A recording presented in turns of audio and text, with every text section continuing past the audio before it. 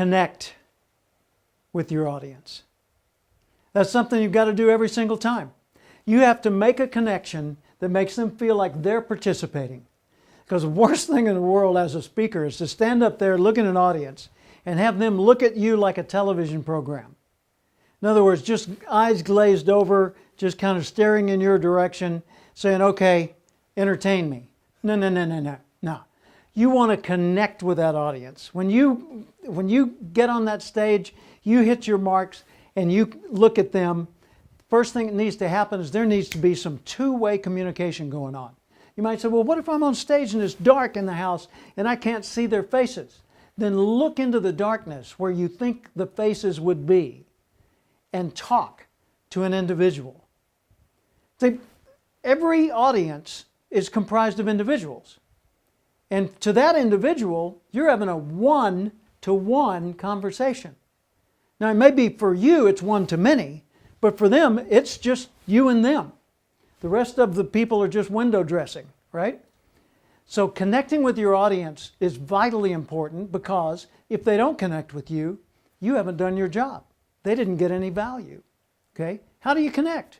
Well, first off, when you enter the stage, enter boldly, walk clearly to the center of the lighting or wherever you're supposed to be, look at them and speak up. You don't have to yell, you don't have to be loud, but you have to be distinct, clear. So first thing, step to the place you should be, look at them, smile if it's appropriate to the mood of what you're presenting, and immediately communicate with them. What I like to do in many cases is ask a question. Good morning. How many of you have been here for 3 days or longer? And I look around there and I get a response immediately, engaging my audience. Or I might step to the front of the room, stop and look at them seriously, and say the thought manifests as the word. The word manifests as the deed. Deeds form into habit, and habit hardens into character. So watch your thoughts with care. And then I'll move a little bit and change the nature of the communication. But it's a dramatic opening, whereas the other one was more casual. Bill Gove, the first president of the National Speakers Association, would stand in the back of the room, and when his introducer had finished the introduction, he would walk through the audience up the center aisle, and he'd talk to people along the way, making some casual comments. Hey, nice looking tie. Hey, thanks for being here. Boy, this ought to be good, and walk to the front. And he was already in dialogue with them by the time he got to the stage. Some speakers prefer a much more dramatic opening. Some people prefer a casual one. But in every case, we have the same job. We need to connect with them. And until we do, there is no speech. All there is sound. Because you can stand there and make sound all day long, but if it doesn't have meaning to them, it's useless. And if you haven't connected with them, it doesn't matter how well you're saying it, you haven't completed the connection. So what we've got to do is make sure we connect with our audience through our movement, through our gestures, through our eye contact, through our choice of words, through the timing of our movement, whether it's fast or slow and dramatic or relaxed. Connect with your audience. Everything else gets better from there.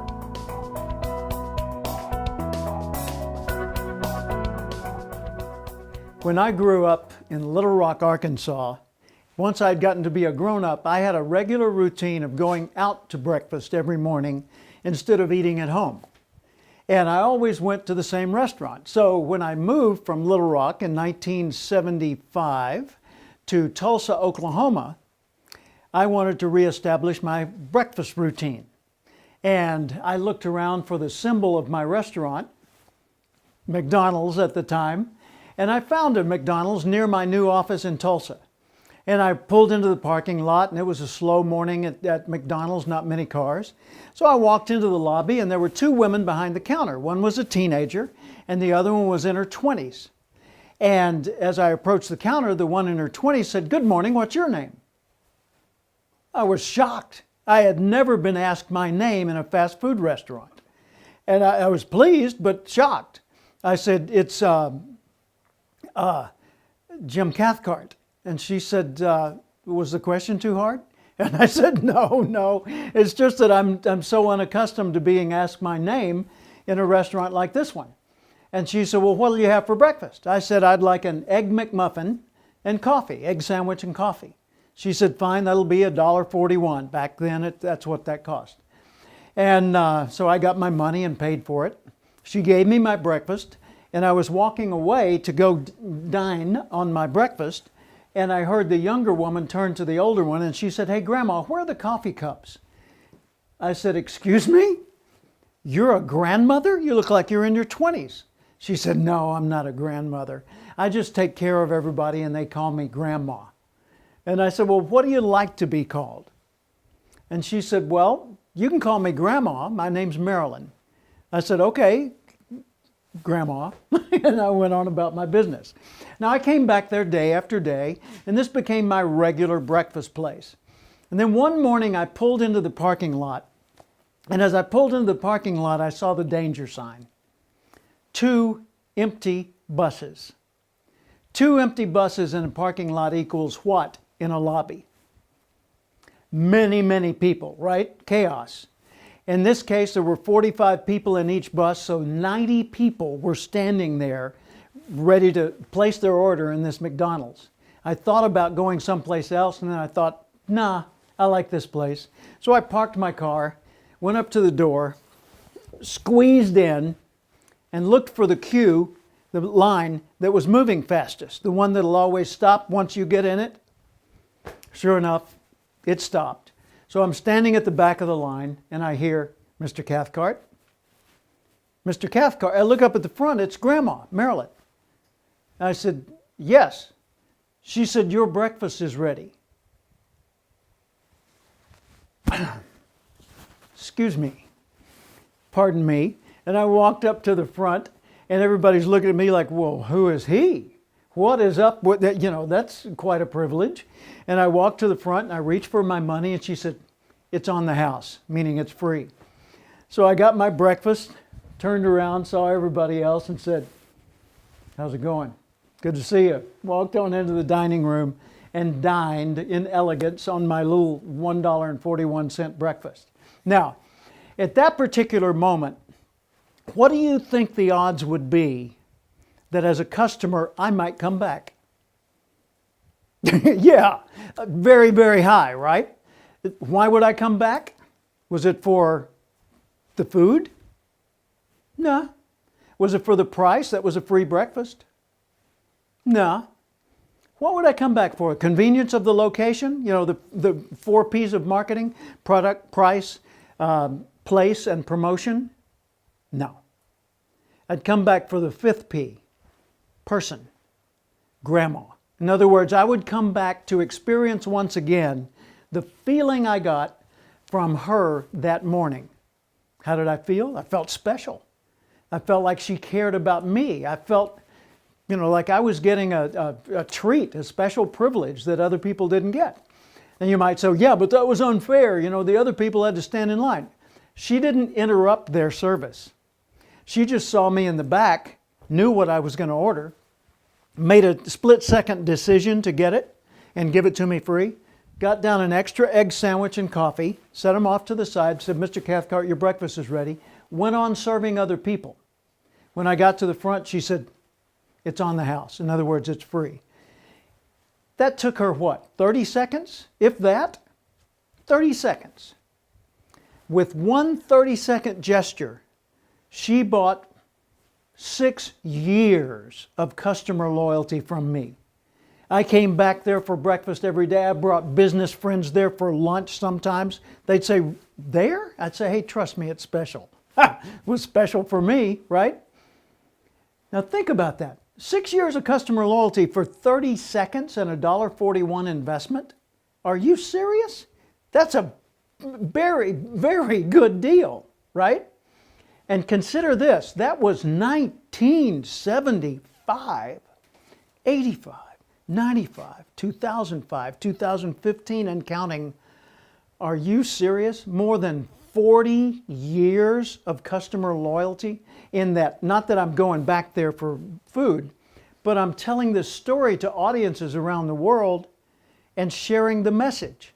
So their business still benefits today from 30 seconds of her behavior back then. Now you might ask, well, why would someone do that? I mean, I can't do it in my business. I work in a bank. I can't give people money, or I work for an equipment dealer. I can't give them free equipment.